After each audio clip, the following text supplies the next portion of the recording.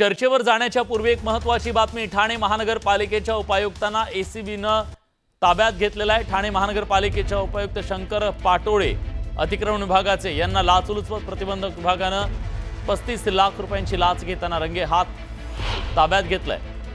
त्यांनी यापूर्वी अभिराज डेव्हलपर्सचे मालक अभिजित कदम यांच्याकडून 10 लाख रुपये स्वीकारले होते।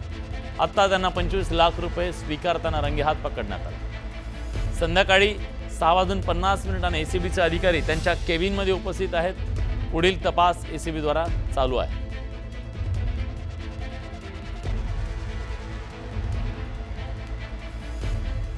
अजित मांढरे आपले प्रतिनिधी आता आपल्यासोबत आहेत। अजित, काय तपशील आहे अधिक? ठाणे महानगरपालिकेचे उपायुक्त आहेत शंकर पाटोळे यांच्याकडे अतिक्रमण विभाग तसेच इमारतींबाबत अनेक परमिशन आणि अनेक अशा गोष्टी आहेत की ज्या गोष्टींकरता काही व्यक्तींनी त्यांना लाच दिली होती, त्यांनी मागितली होती आणि त्याच प्रकरणी आता जी माहिती कळते त्यानुसार लाचलुचपत प्रतिबंधक विभाग जो आहे ठाण्याचा यांनी त्यांना एका बिल्डरकडून 25 लाख रुपये घेताना रंगे हात पकडलेला आहे। यामध्ये शंकर पाटोळे यांच्यासोबत आणखीन 2 व्यक्ती असल्याचे समजतंय। कारवाई सुरू आहे कार्यालयामध्ये। अभिराज डेव्हलपर्सचे मालक जे आहेत अभिजित कदम यांच्याकडून 10 लाख रुपये स्वीकारले होते आणि पुन्हा 25 लाख रुपयांचा जो हप्ता बाकी होता तो स्वीकारताना बरोबर रंगे हात पकडण्यात आलेला आहे। बघूया या संदर्भात आणखी कोण कोण या सगळ्या जाळ्यात अडकतंय। खूप खूप धन्यवाद तुम्ही दिलेल्या माहितीबद्दल। दसरा मेळावा आणि शिवसेना हे अनेक दशकांचं खरं तर समीकरण आहे, पण 2 शिवसेना झाल्यानंतर 2 मेळावे होत आहेत। पण यावेळचा दसरा मेळावा ठाकरे आणि शिंदेंच्या शिवसेनेसाठी अतिशय महत्त्वाचा आहे, कारण हा मेळावा मुंबई महानगरपालिका निवडणुकांच्या तोंडावर होतोय। जी निवडणूक दोघांसाठी अस्तित्वाची लढाई असणार आहे, त्यामुळे दसरा मेळाव्याचं मैदान दोघांसाठी राजकीय कुरुक्षेत्रापेक्षा कमी नाहीये।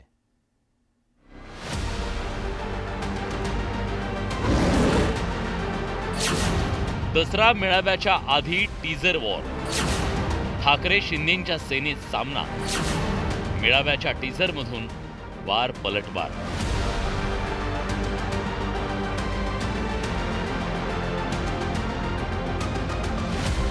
आधी ठाकरेंच्या शिवसेनेचा टीजर आला। जमलेल्या माझ्या तमाम हिंदू बांधवांनो, भगिनींनो आणि मातांनो,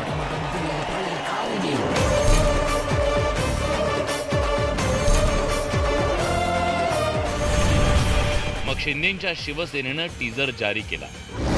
नांग्यांच्या कळपातून बाहेर आला वाघ, जळून झाले खाक अशी शिवसैनिकाची आग, ठेसून आणलाय परत धनुष्यबाणाचा मान। त्यानंतर टीजरचं जणू युद्ध पेटलं। शिवसैनिक नावाच्या वाघाशी बाप जन्मात पंगा नको।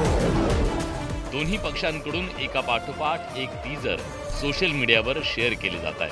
शिवाजी वासेपर्यंत मी माझा महाराष्ट्र लुटायला देणार नाही। मी एक स्वाभिमानी महाराष्ट्र प्रेमी म्हणून शपथ घेतो की 106 हुतात्म्यांच्या बलिदानातून मिळालेला महाराष्ट्र लुटारू आणि दरोडेखोरांच्या हाती जाऊ देणार नाही। जगाला दाखवून देऊया, या महाराष्ट्रात ब्रँड फक्त एकच, बाळासाहेबांचा कट्टर शिवसैनिकच। जिथे बाळासाहेबांचे विचार तेच आमच्यासाठी शिवतीर्थ आहे। दसरा मेळावा काही तासांवर आलेला असताना उद्धव ठाकरे आणि एकनाथ शिंदेंच्या शिवसेनेकडून दसरा मेळाव्याच्या पार्श्वभूमीवर टीजरचा मारा केला जातोय।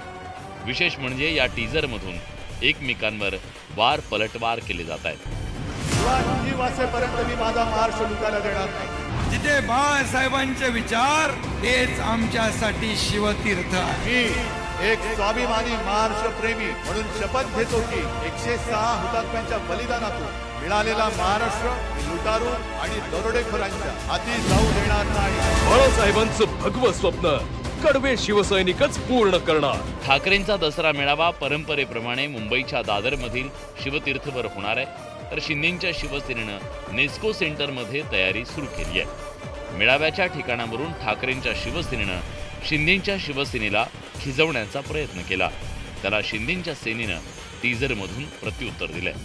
बघा, चोर बाजारामध्ये खूप माल विकायला असतो। चोर बाजारामध्ये मुंबईमध्ये एक चोर बाजार आहे, दिल्लीमध्ये एक चोर बाजार आहे. नरेंद्र मोदी आणि अमित शहानी त्यांचा तिसरा चोर बाजार काढलेला आहे आणि त्या चोर बाजारामध्ये अशा वस्तू त्यांनी विकायला ठेवल्या आहेत, चोरीचा माल राजकारणातला. त्यांना आम्ही काय शिवसेना जनता मानत नाही. ज्या लोकांनी गेल्या अनेक वर्ष बाळासाहेबांच्या नावानं लाखोल्या वाहल्या, त्यांच्याबरोबर तुम्ही बाजूला मांडीला मांडी घालून बसत होता, तेव्हा तुम्हाला दिल्लीची चाटुगिरी वाटली नाही? आजही छोट्या छोट्या गोष्टीसाठी मी याच्याबरोबर युती करू का, मी याच्याबरोबर आघाडी करू का म्हणून तुम्ही दिल्लीचे उंबरठे झिंजवता. 10 वेळा तुम्हाला बोलवल्यानंतर सुद्धा मागच्या शेवटच्या लाईनीमध्ये तुम्हाला बसवलं जातं. हा अपमान सहन करता तुम्ही. बाळासाहेब असताना असा अपमान कुणी शिवसैनिकांचा सुद्धा झाला नव्हता. तो अपमान आता तुमचा होतोय, विसरताय का तुम्ही? आगामी महापालिका निवडणुकीच्या पार्श्वभूमीवर हा दसरा मेळावा होऊ घातल्यानं त्याला मोठं राजकीय महत्त्व प्राप्त झालंय आणि त्यामुळे ठाकरेंच्या शिवसेनेनं आतापासून आदित्य ठाकरेंना प्रमोट करायला सुरुवात केली आहे. याच मंचावर याच दिवशी दसऱ्याच्याच दिवशी युवासेना स्थापन केली होती आणि माझ्या आजोबांनी वंदनीय हिंदवी सम्राट बाळासाहेब ठाकरेंनी तलवार हातात दिली, पण ताकद दिली, आशीर्वाद दिले, प्रेरणा दिली, बळ दिलं की आदित्य लढ, ह्या महाराष्ट्रासाठी लढ, या मातीसाठी लढ, या देशासाठी लढ. भान ठेवून वागणारा नेता आहे. त्यामुळे जर ट्रेझरमध्ये आणि नव्या दमाचा आहे तर कोणाला प्रॉब्लेम आहे? आज एकनाथ शिंदेच्या मुलांनी घेतलाय ना, आता तो दम नवा आहे की जुना तो बघा. एकीकडे दोन्ही सेनेत हे टीजर वॉर सुरू असताना भाजपनं त्यात उडी घेतली आहे. राज्यातल्या पूरस्थितीचा हवाला देत भाजपनं ठाकरेंच्या दसरा मेळाव्यावर होणाऱ्या खर्चावर सवाल उपस्थित केला.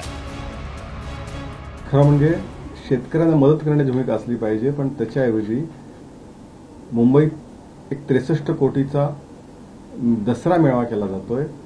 हे सगळ्यात मोठं दुर्दैवी, असंवेदनशील आणि केवळ दुसऱ्यांना ज्ञान सांगायचं या भूमिकेतलं दिसतं. हे भाजपचं फार मोठं नरेटिव्ह एकदम सेट असतं.